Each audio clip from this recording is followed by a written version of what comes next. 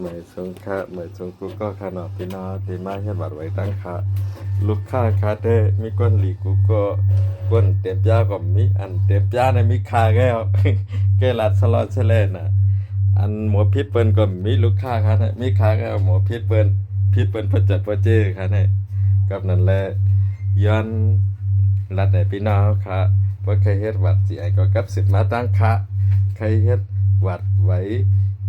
VIP เนี่ยเจ้าก็จะในก็กับสิบมาตั้งค่าใครต่อไว้เหตุการณ์ก็กับสิบมาตั้งค่าเขาได้เหมือนนั่งย่ายวีซ่าเนี่ย1,800นะมีการลดกากาครับเวิร์กเพิ่ม2-3ซาค่ะนะค่ะนะเวิร์กเพิ่มคนจริงจัง หมอเวิร์กเพิ่มค่ะก็นั่นเลยต่อให้มีหลายก็ต่อให้เจ้งคือกะหรี่ป้าหลายหลาดก่อนนะเฮาเอาบุญพรเหมือนนั่งยกตัวอย่างเมื่อป่นมานั่นลูกค้า7 ปากปลายในค่ะนะค่าเขาโทรหาเอากาไว้เฮ็ดการ6,500ก็โทรลาดยอดลาดแทงในกำพองก็กว่าหาตีมากำพองก็มากขึ้นนะเพิ่งถึงกำเล่นขึ้นมาต่อนะค่าเขาเอา7,500ค่ะนะตั้งตีไว้แจ้งออกหมดอายุนะค่าเขาเอาปุนพรนะก็เป็นนั่นแหละลูกค้าอันมาปยาน้ำเงินที่ค่าก็มีค่าก็ปยาน้ำเงินในเพิ่นดิก็นั่นแหละยันยินโจมปีหน้าเขาเนาะยุ่มยำตั้งเลยเฮ็ดตั้งนั่นตั้งค่าได้เอกสารไปออกว่าหมดค่าก้นคามีเก่าปากปลายเนี่ยตีหาออกมา3 ปาก70 ปลายค่ะนี่ทำไปครึ่งก่อนค่ะเนี่ยก็นั่นแหละย้อนลัดในพี่น้องเขาปิติไก่นั่งตีจำตันดาก้นตั้งหนำครับวัดโทรมาห้างคาได้คา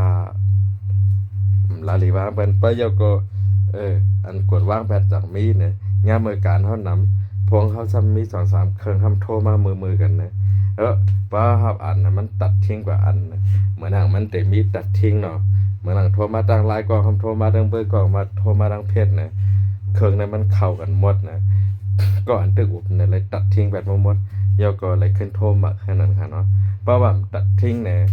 อันมันอย่างพงจะขายยิบเนี่ยครับมันพอแคบคำหมอยิบไอโฟนขายยิบพงจะ10,000 ปลายจะไหนบางพวกบางลูกแค่หนา7-8,000จะไหนก็เพราะว่าโทรมามือกันนะป้อมขึ้นกดว่างหน่อยเสียงพี่น้องเขานั้นยินแบบลอยแบบให้นั้นครับเนาะก็นั่นแหละย้อนรัดจากไหนคาได้รัดในเพจพวกก็เหมือนไหนรัดใน YouTube ก็เหมือนไหนรัดใน TikTok ก็เหมือนไหนครับ